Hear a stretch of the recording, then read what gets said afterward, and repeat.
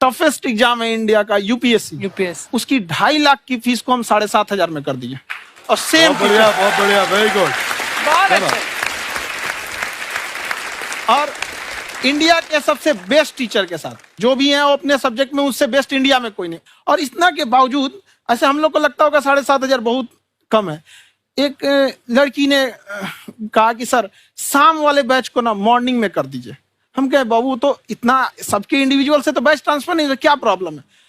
उसने कहा ना शाम में हमको दूसरे के यहाँ बर्तन मांजने जाना होता है। तो हम लोग को लगता है कि जितना ये तकलीफ इससे कई गुना ज्यादा है। और कई बार तो ऐसा लगता है कि वो भी ना ले। एक लड़का बेचारा नदी से बालू निकालता था और वो बालू को भरता था, फिर नाव बालू को किनारे लेके बेचती थी और वो बालू भरता था, उससे मेरी फीस ले आया। हमारा हाथ कांप गया, हम कैसे फीस ले लेंगे यहाँ पर। बहुत बढ़िया।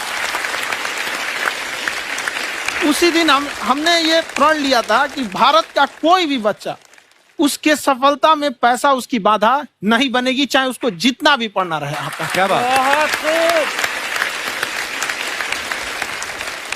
और अर्चना जी, मैं इनके बारे में एक बात, खान सर आपके बारे में मैं एक बात कहना चाहता हूँ। इनका जो स्टार्टअप है ये बूटस्ट्रैप्ड है। अच्छा। मैं साधारण भाषा में बता देता हूँ, ये सेल्फ फंडेड है। इन्होंने अभी तक किसी और से पैसा नहीं लिया है। ये इन्वेस्टर के पैसे से नहीं, इन्होंने खुद इसको बिल्ड किया है। और बल्कि इतना स्ट्रॉन्ग स्टार्टअप है ये कि मैं कहूंगा कि अगर इन्वेस्टर्स को इन्वेस्ट करना हो तो मैं इंडोर्स करता हूँ ऐसे स्टार्टअप्स को। यही सब चीजों को देखते हुए कई लोगों ने धमकी भी दिया था वहां पर। अच्छा। और उसके बाद बम चला दिए और 7-8 बम चला दिए और कुछ ब्लास्ट हुआ। एक बेचारा नया लड़का आया था एडमिशन लेने के लिए, उसकी स्कूटी उड़ा दिया। वो आया था, कहा कि सर हम तो पढ़ने आए थे, हमारा स्कूटी उड़ गया। हमारी ऑफिस उड़ा दिए सब। एक तो पास में आके गिरा और नहीं फटा वो।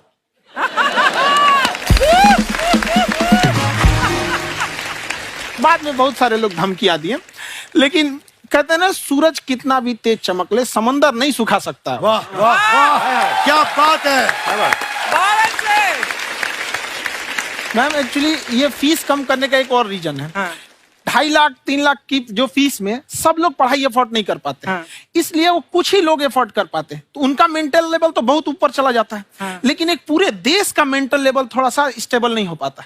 तो जब फीस कम रहेगी तो हर वो लड़का तैयारी करने के लिए आगे आएगा जिसका सपना है देश के लिए कुछ करने का। सीटें लिमिटेड हैं, उन्हें को मिलेगी, लेकिन जिन्हें नहीं मिलेगी उसे मिलेगा देश का एक जिम्मेदार नागरिक। तो इस देश को बदलना। क्या बात है।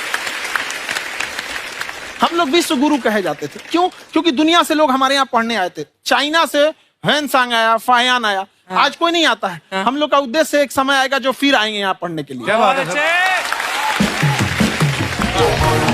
पर आप देखो अर्चना जी, सबसे ज्यादा IPS IAS बिहार से निकलते हैं। आप देखो पढ़ाई लिखाई में पॉलिटिशियन बहुत बड़े बड़े निकले हैं। तो ऐसा नहीं है, हर जगह ऑप्शन भी नहीं है वहाँ पे, इंडस्ट्री नहीं है, खेती करेगा तो कोई खास वो नहीं रहे, ऑप्शन भी नहीं है। सही बात है। बिहार की मिट्टी में एक चीज है, जिद तो बहुत जबरदस्त है। कुछ भी नहीं रहेगा तो सब कुछ पाने का उसको जिद रहेगा, करके भी दिखा देगा। वहाँ पे कर देंगे हम यहाँ पे। विवेक सर, आपके बारे में हमने सुना एक बार आप संन्यास लेने चले गए थे। कौन वापस लेके आया आपको? फिर कहाँ तक पहुंच गए थे आप?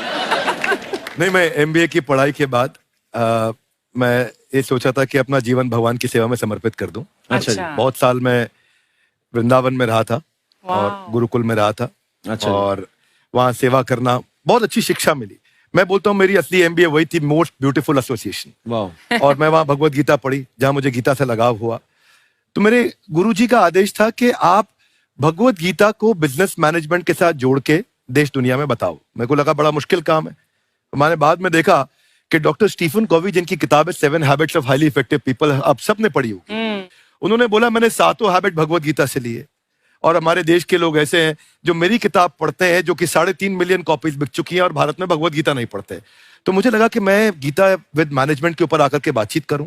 मुझे लगा बहुत कठिन होगा, पर मेरे गुरुजी का आदेश था कि कठिनाई आपको तभी तक दिखेगी जब कठिनाई को देखोगे। तो एक छोटा उन्होंने मुझे बताया, पूछा कि इस कमरे में लाल रंग कितनी जगह है, देखो आप भी एक बार जरा देख के बताओ। 7-8 जगह लाल रंग दिख रहा है यहाँ पे आपको? 1 ये 2, वो लाल रंग टी शर्ट पे 3 4 5, ये लाल हो गया 6, उधर लाल हो गया 7, एप्पल लाल, बिल्कुल ठीक 7। पर जब आप लाल रंग ढूंढ रहे थे तो क्या आपको हरा रंग दिख रहा था? Yes no? नहीं। जब आप लाल रंग ढूंढ रहे थे तो क्या आपको काला रंग दिख रहा था? Yes no? नहीं। नो। जिंदगी भी ऐसी है, जो ढूंढोगे वही मिलेगा, बाकी कुछ नहीं मिलेगा। तो उन्होंने कहा कि आप इसी सोल्यूशन पे फोकस करो और गीता के मैसेज को पहुंचाओ। तो मैं बिजनेस मैनेजमेंट के प्रोग्राम्स कॉर्पोरेट्स में करने शुरू किए, क्योंकि गीता पहला मोटिवेशनल सेमिनार जो पृथ्वी के इतिहास में कपिल जी हुआ, वो कृष्ण ने दिया था। पहले मोटिवेशनल स्पीकर इस पृथ्वी के इतिहास के कृष्ण थे, जिन्होंने अर्जुन को रणभूमि में मोटिवेट किया था। बड़ी पेशेंस कृष्ण ने अपने लीडरशिप क्वालिटी से दिखाई, वो मुझे बड़ा इंस्पायर किया, वो चर्चा ने इंस्पायर किया और डिस्कशन ने इंस्पायर किया। तो उस डिस्कशन को मैं आज भी लेके चलता हूं अपने साथ। कहां सर, हमने सुना है आप 5 स्टार में रुके थे कल और नीचे जाके वड़ा पाव खाने गए आप रेहड़ी पे। एक्चुअली क्या है ना कि वहां जो चीजें सीखने को मिलती है ना, खाली पेट और खाली जेब इंसान को जो सिखाते हैं वो किसी यूनिवर्सिटी कॉलेज में नहीं सिखाया जाता। और गरीबी बड़ा बेशरम चीज होती है। तो कहते हैं कि मौत भी तू जल्दी आया कर गरीब के घर में, कफन का पैसा भी खर्च होता है दवाइयां खरीदते खरीदते। हाय हाय हाय, क्या बात है। और खान सर की खासियत ये है कि जिसको तो पढ़ना है, जिसको एजुकेशन चाहिए, वो तो इनका वीडियो देखते हैं। लेकिन वैसे भी कई लोग, जैसे अर्चना जी बात करी थी, कहती मैंने जब देखना शुरू किया तो मैंने बैक टू बैक इतने सारे वीडियोस देखे, क्योंकि आपका जो तरीका जो बोलने में, एक तो इनकी जो टोन है पढ़ाने में, और साथ साथ में जो ह्यूमर आता रहता है, तो उसकी वजह से और भी इंटरेस्टिंग हो जाते हैं आपके वीडियो। शुरुआत में हम लोग जब स्टूडेंट लाइफ में थे, या हम कई स्टूडेंट को भी देखते हैं, वो बेचारे जब थक जाते हैं तो आपका शो देखने लगते हैं। तो शुरू में हमको लगता था जब कि अरे यार हमारी पढ़ाई उसके लिए है, लेकिन पढ़ाई में थक जाता है, शो देख के नहीं थक जाता। तो हमने सोचा दोनों को मिक्स कर देते हैं। तो हमने उसको, और आज आपको पता नहीं हमने भी यही किया है। मिक्स करने। हमारे एजुकेशन सिस्टम में 2 कमी है, एक एजुकेशन की, दूसरा सिस्टम की। आप पटना से है ना? हाँ। हमें भी पटना पसंद है। बस कोई पटाने वाला चाहिए। नहीं, मजाक नहीं कर रहे हैं। आपका जो चैनल है, हम दिन में 10 बार आपके चैनल को सब्सक्राइब करते हैं।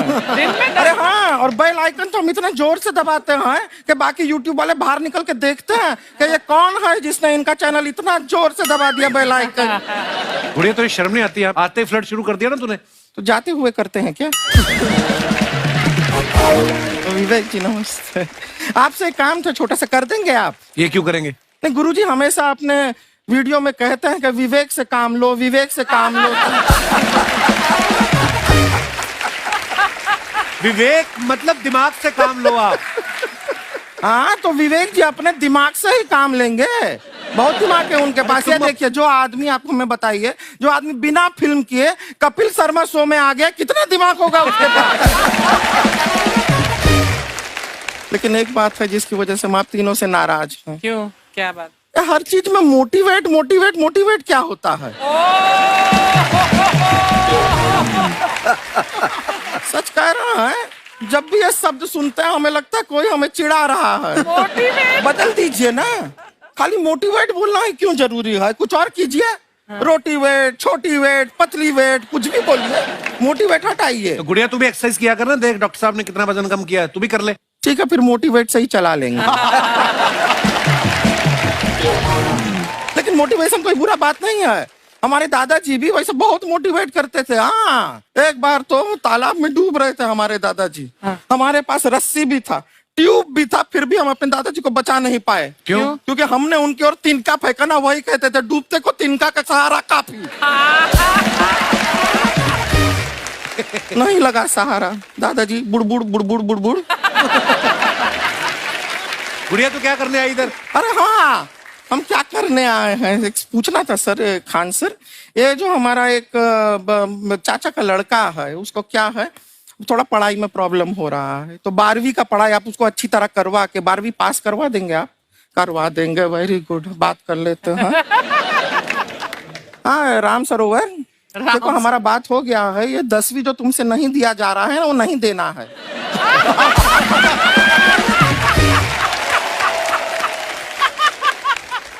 टेंशन नहीं है, 10वीं का खान सर से बात हुआ, ये सीधा 12वीं पढ़ा के पास कर देंगे। अरे ऐसे नहीं होता, पहले 10वीं पास करनी पड़ेगी, फिर 12वीं होगी ना। ऐसा कोई जरूरी नहीं है ये सीक्वेंस। हमारे मौसा जी थे, उनसे ना 10वीं हुई ना 12वीं हुई, अभी 3 दिन पहले सीधा उनकी 13वीं हुई। एक्चुअली क्या है, पढ़ाई लिखाई का हमको बहुत ज्यादा नॉलेज है नहीं। गांव में पढ़े हैं ना सर, स्कूल कहाँ होते थे अर्चना जी, गांव में स्कूल नहीं था, पेड़ के नीचे पढ़ते थे हम। यहाँ तक कि हमारे पास ब्लैक बोर्ड भी नहीं था। हमारे मोहल्ले की जो भैंसिया थी उसको खड़ा करके टीचर उसके ऊपर लिख के पढ़ाती थी। मजाक नहीं कर रहे हैं। और आप तो समझ रहे हैं, अभी ब्लैक बोर्ड की एक अटैच डस्टर था बैक बोर्ड का, समझ रहे हैं ऐसा, वो पीछे से आता था, लिखा हुआ मिटाता था और चला जाता था। ये तो कुछ भी नहीं है। एक बार क्या हुआ, हमारा स्कूल शुरू हुआ, शुरू होते ही 2 महीने के लिए छुट्टियां हो गई। क्यों? ब्लैक बोर्ड ने बछड़ा दिया था ना। तो वैसे आप लोग ना इतने ज्ञानी हैं, सब कुछ जानते हैं। आपसे एक टेक्निकल सवाल पूछे। एक बार ना 4 दोस्त थे, 4 दोस्त, साम दाम दंड भेद। वो डिसाइड करते हैं कि चलो एक गेम खेलते हैं, तो टीम्स बनाते हैं। तो साम दाम ने एक टीम बनाया। इस पे भेद को बहुत गुस्सा आया, पता है क्यों? क्यों? क्योंकि भेद को दंड मिलाना।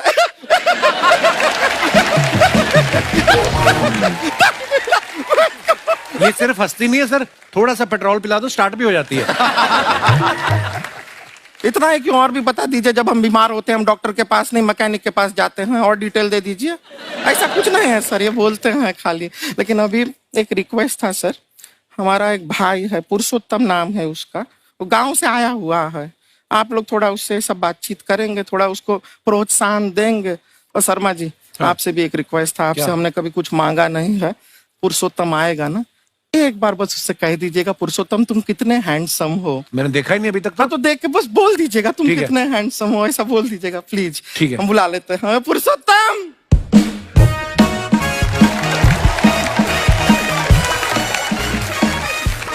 ये पुरुषोत्तम है। वाह, तेरा भाई बड़ा हैंडसम है। है तो हमारे खानदान में सब हैंडसम है, ज्यादा चापलूसी करने का जरूरत नहीं है।